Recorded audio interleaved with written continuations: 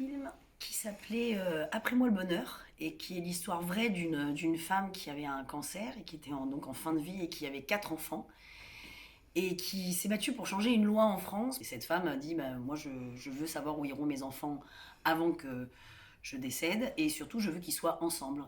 Donc voilà, donc ça je trouvais que c'était un joli combat de femme qui est un combat évidemment difficile, mais elle a réussi à aller jusqu'au bout. Donc oui, c'est un des films qui m'a le plus touchée. Que j'avais fait aussi avec Mélanie Douté et Julie Ferrier, qui étaient 3 jeunes filles, enfin 3 jeunes femmes, bah, peut-être pas jeunes filles, j'exagère un peu.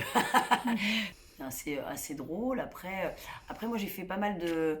Là, le dernier film que j'ai fait avec Lisa Azuelos aussi, où c'est une femme pareille qui décide de faire tous les rêves de son fils qui est dans le coma. Et j'aime bien justement avoir ce genre j'allais dire, de rôle où c'est à la fois drôle et à la fois touchant. Une série qui s'appelle Une chance de trop, ce qui est adapté d'un roman de Harlan Coben, où j'ai eu le prix d'ailleurs à Shanghai. C'est une femme qui recherche sa petite fille qui a été kidnappée.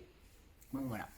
Et pour revenir pour les idoles, j'en ai eu plein.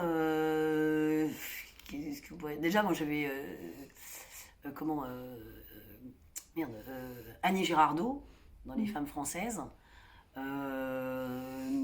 Meryl Streep, évidemment, dans les américaines. Qu'est-ce qu'il y a Deborah Winger, extraordinaire comédienne. Holly Hunter, tellement. Plein. En fait. Plein d'actrices. Donc Annie Girardot, j'aimais aussi vraiment son débit. Et c'était quelqu'un qui pouvait faire rire, qui a fait beaucoup de comédie, en même temps qui pouvait vous faire pleurer dans la seconde. Et qui a un parcours incroyable avec enfin, voilà, une filmographie incroyable. D'idoles, en vrai.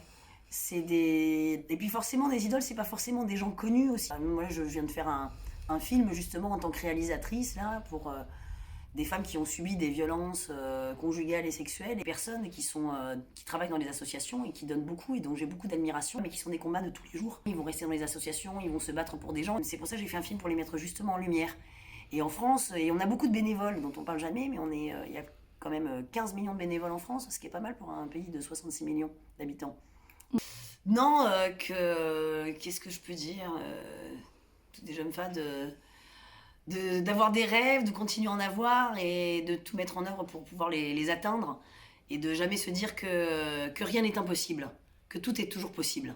Moi j'ai un père qui est très optimiste mais on a été élevés avec ma sœur avec des parents qui sont qui ont beaucoup travaillé mais qui nous a d'abord donné le goût du travail et, et puis on a vécu aussi dans beaucoup d'amour et beaucoup d'optimisme et justement quand je vous dis moi, mon père, il m'a toujours dit, un peu, c'est des expressions un peu nulles, mais la vie c'est comme une pomme, il faut la croquer tous les jours et il faut se dire on peut tout faire. Donc, je sais pas, il nous a toujours donné cette force-là. Et puis, il y a toujours eu beaucoup de rire chez nous, le rire est très, très important, l'humour est très important. Et même dans les moments difficiles. Donc, ils nous ont donné cette énergie-là.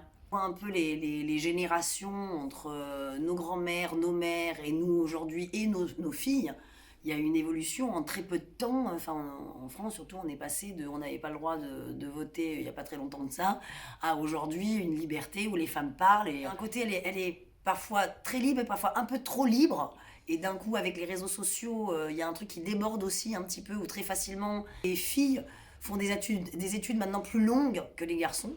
D'ailleurs, il y a de plus en plus de femmes médecins, de chirurgiens, femmes plutôt que d'hommes. Ok.